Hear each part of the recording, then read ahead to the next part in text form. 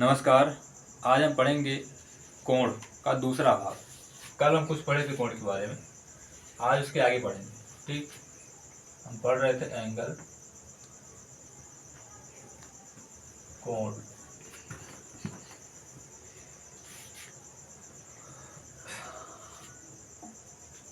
आज हम पढ़ेंगे कॉन्ग्रुएंट एंगल।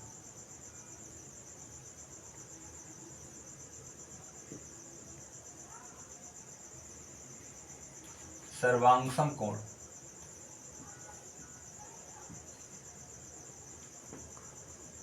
सर्वांगसम कोण ये क्या होता है समझे पहले। यहां पर हम एक कोण बनाते हैं।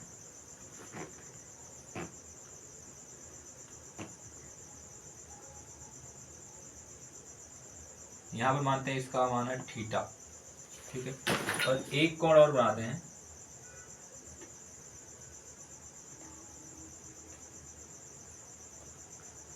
और इसका नाम है अल्फा। सर्वांगसम कोण कब होगा?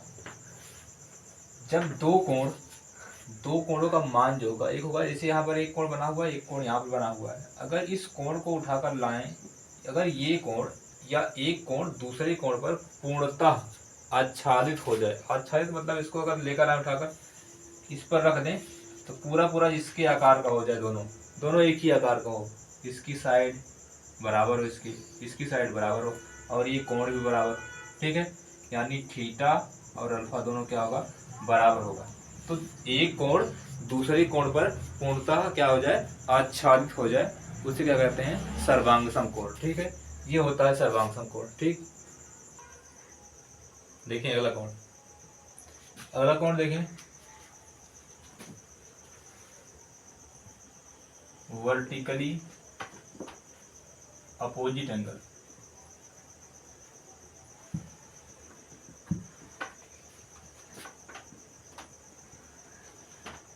शीर्षाभिमुख कोण, शीर्षाभिमुख कोण। देखें ये क्या होते हैं, कैसे होते हैं, इसको देखें। एक लाइन यहां से खींच दिए और एक यहां खींच दिए, ठीक। दोनों लाइन यहाँ पर मान लेते हैं बिंदु ओ पर क्या कर रहे हैं? काट रहे हैं। इसको मान लेते हैं बिंदु ए, इसको मान लेते हैं बी, इसको सी और इसको डी, ठीक। वर्टिकली मतलब जो एक दूसरे के शीर्ष पर बन रहा होगा, एक दूसरे के शीर्ष पर। जैसे देखें यहाँ पर ए ओ सी एक कोण बन रहा है, और इसी के विपरीत इधर कोण बन रहा है, और इसका विपरीत कोण यहाँ पर, जो यहाँ दोनों कोण बनेगा, एक कोण यहाँ एक कोण यहाँ, तो एक दूसरे के विपरीत बन रहा है। और शीर्षाभिमुख कोण एक दूसरे क्या होते हैं? बराबर होते हैं, ठीक है। तो शीर्षाभिमुख कोण क्या होते हैं? बराबर। तो कोण ए ओ सी जो होगा, कोण ए ओ सी, इसका शीर्षाभिमुख कोण होगा इसके पीछे बी ओ डी, कोण बी ओ डी, ठीक। और एक और होता है इधर और इधर जो बन रहा है, तो कोण ए ओ डी, तो कोण ए ओ डी और बराबर किसके होगा? सी ओ बी या बी ओ सी के, कोण बी ओ सी के। तो ये दोनों कैसे कोण हुए?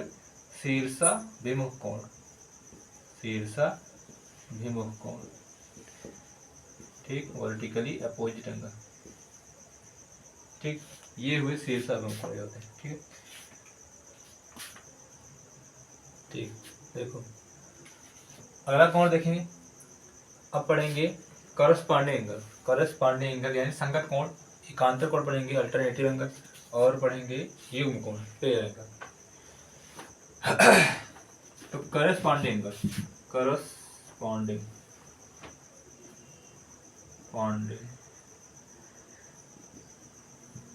एंगल, करस्पॉन्डिंग एंगल ये क्या होते हैं? इसको कहते हैं संगत कोण, संगत कोण। तो पहले हम दो समांतर रेखा बना लेते हैं।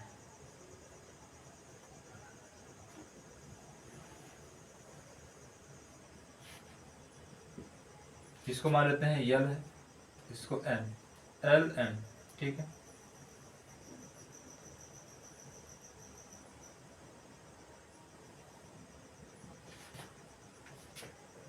ये दोनों एल और एम क्या है, पैरेलल लाइन, एल एम, ठीक।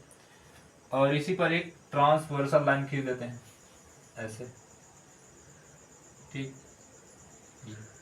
जो यहाँ पर और यहाँ पर काट रही है। तो इसको मान लेते हैं एन। एन क्या है, एन क्या है, ट्रांसवर्सल लाइन, ठीक है, ट्रांसवर्सल लाइन है, ठीक। अब करस्पॉन्डिंग एंगल क्या होता है, दो समांतर रेखा हो और जो तिरछी रेखा है, तिरछी रेखा के एक ही तरफ ऊपर ऊपर वाले कोण और नीचे नीचे वाले कोण, ऊपर ऊपर कोण, समांतर रेखा है और एक तिरछी रेखा है, तो तिरछी रेखा जहाँ पर काट रही है उसके एक तरफ के कोण जो होते हैं, जैसे ऊपर वाले कोण ये ऊपर वाले कोण और नीचे वाले कोण नीचे वाले कोण, इस साइड में भी और इस साइड में, इसके ऊपर ये वाला कोण और इसके नीचे वाला ये कोण, ये वाला कोण बराबर होगा, तो इस कोण को क्या कहते हैं, संगत कोण कहते हैं। मान लेते हैं कोण 1 है, ये 2 है, ये 3 है, ये 4 है, ये 5 6 7 8। अब कौन कौन से कोण और संगत कोण भी एक दूसरे के क्या होते हैं, बराबर। संगत कोण, एकांतर कोण, शीर्षाभिमुख कोण, ये सब एक दूसरे के क्या होते हैं, बराबर होते हैं। तो कोण 1 जो होगा, कोण 1 का संगत कोण क्या होगा, कोण 5, ये वाला कोण एक दूसरे के संगत कोण हो जाएगा ये। तो कोण 1 बराबर कोण 5 और 2 का संगत कोण क्या होगा, 6, कोण 2 का संगत कोण क्या हो जाएगा, कोण 6 और कोण 3 का क्या हो जाएगा, कोण 7, कोण 3 का संगत कोण क्या हो जाएगा, कोण 7 और कोण 4 का संगत कोण क्या हो जाएगा, कोण 8, कोण 4 का संगत कोण कोण 8। ये सब क्या हुए, संगत कोण है, करस्पॉन्डिंग एंगल, करस्पॉन्डिंग एंगल, ठीक। ये सब क्या है, संगत कोण है, ठीक है। कोण, एकांतर कोण, ठीक, देखें अल्टरनेटिव एंगल, अल्टरनेट एंगल, एकांतर कोण, इसी से भी निकालेंगे। दो समांतर रेखा है और एक क्या है, तिरछी रेखा है, तिर्यक रेखा, ठीक। एकांतर कोण क्या होते हैं, इसमें दो तरह के होते हैं, एकांतर कोण भी दो तरह से होते हैं। एक होते हैं अंतः एकांतर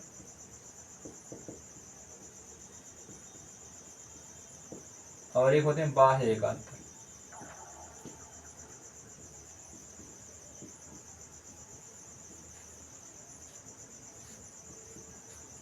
इंटीरियर अल्टरनेट एंगल और एक्सटीरियर अल्टरनेट एंगल, ठीक।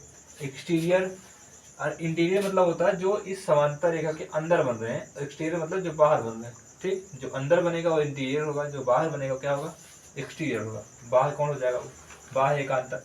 एकांतर क्या होगा, अंदर की तरफ। पहले अंतः एकांतर देखते हैं, इंटीरियर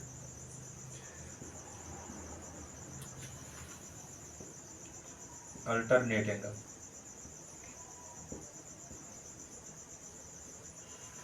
इंटीरियर अल्टरनेट एंगल क्या होते हैं, देखें एक ही तरफ बनेंगे और एक दूसरे के विपरीत बनेंगे। जो यहाँ पर कोण बनेगा इसके विपरीत जो इधर बनेगा वो क्या होगा, एकांतर कोण होता है। और जैसे जो यहाँ कोण बन रहा है ये और इसके विपरीत ये वाला कोण, ये क्या होते हैं, एक दूसरे के एकांतर कोण होते हैं। देखें तो कोण 2 का एकांतर क्या हो जाएगा, कोण 8। कोण 2 किसके बराबर होगा, कोण 8 के बराबर होगा, ठीक है। और कोण 3 कोण 5 के बराबर होगा, कोण 3 कोण 5 के बराबर होगा। और एक्सटीरियर एंगल क्या हो जाएंगे, एक्सटीरियर अल्टरनेट एंगल,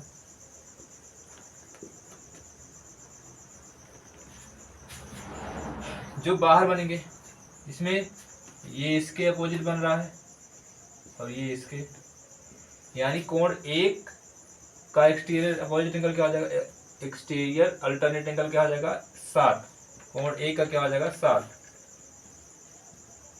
कोण 1 क्या हो जाएगा किसके बराबर, 7 के बराबर। और कोण 4 किसके बराबर, 6 के बराबर। तो कोण 4 बराबर कोण 6, तो ये हो जाएगा क्या, एक्सटीरियर अल्टरनेट एंगल और ये इंटीरियर अल्टरनेट, ठीक है। अगला कोण क्या है, पेयर एंगल। पेयर एंगल युग्म कोण, वही चित्र बनाएंगे इसमें भी, उसी से सिद्ध करना है। दो रेखा क्या होनी चाहिए, समांतर होनी चाहिए और उसका उस पर एक ट्रांसवर्सल लाइन होना चाहिए। कौन सा होगा पेयर एंगल, इसमें भी दो प्रकार के होते हैं, इसमें भी अंतः होते हैं और बाह्य होते हैं। पहले अंतः समझेंगे, अंतः मतलब इंटरनल, इंटीरियर चाहे इंटरनल, ठीक। Interior pair angle, interior pair angle और एक्सटीरियर पेयर एंगल, ये देख रहे हैं, exterior pair angle. Interior pair angle, जो दोनों समांतर रेखा के बीच में अंदर बनेगा वो इंटीरियर होगा, जो बाहर बनेगा वो एक्सटीरियर होगा। युग्म कोणों का योग जो होता है 180 होता है। सम ऑफ पेयर एंगल्स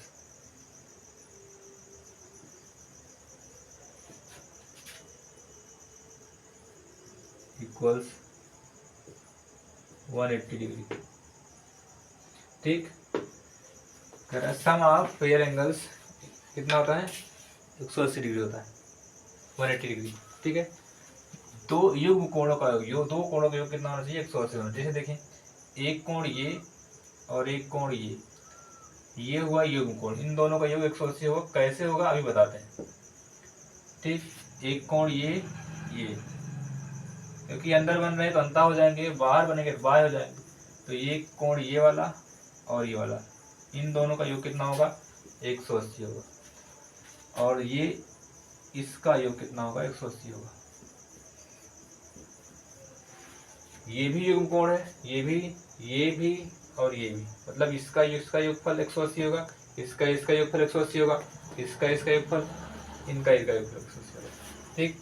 तो अंतः हो जाएंगे और ये बाह्य हो जाएंगे। तो अंतः कौन सा होगा, कोण 2 और कोण 5। कोण 2 और 5 जोड़ने पर कितना हो जाएगा, 180 अंश हो जाएगा।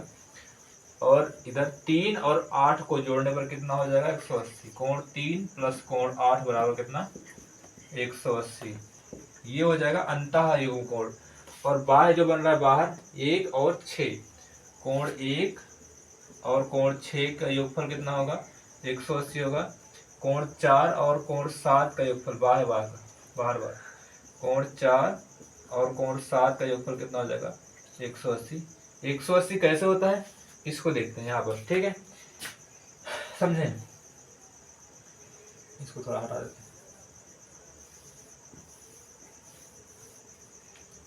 देते हैं। देखें पहले ये पूरा कोण कितने अंश का होता है। किसी सरल रेखा पर कोई एक बिंदु है, उस बिंदु के एक साइड में पूरी तरफ 180 अंश कोण बनता है। तो कोण 1 प्लस कोण 2 जो होगा, कोण 1 और कोण 2 का जो योगफल होगा 180 होगा। कोण 1 और कोण 2 का योगफल कितना होगा, 180 होगा। हमको बताना है कोण 5 और 2 का योगफल 180 होना चाहिए, ठीक है। देखें तो हमें ये भी पता है कि कोण, इसको मान लेते समीकरण नंबर 1, ठीक। ये पता था कि 1 और 5 संगत कोण है, इसके पहले हम जान चुके हैं। तो कोण 1 बराबर होगा किसके, कोण 5 के। क्यों बराबर होगा, क्योंकि संगत कोण है। कैसा कोण है, संगत कोण।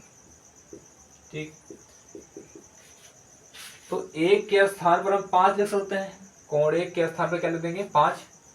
तो कोण यहाँ पर 1 है, तो कोण इसके जगह पर 5 लिख दीजिए। और कोण 2 बराबर कितना, 180।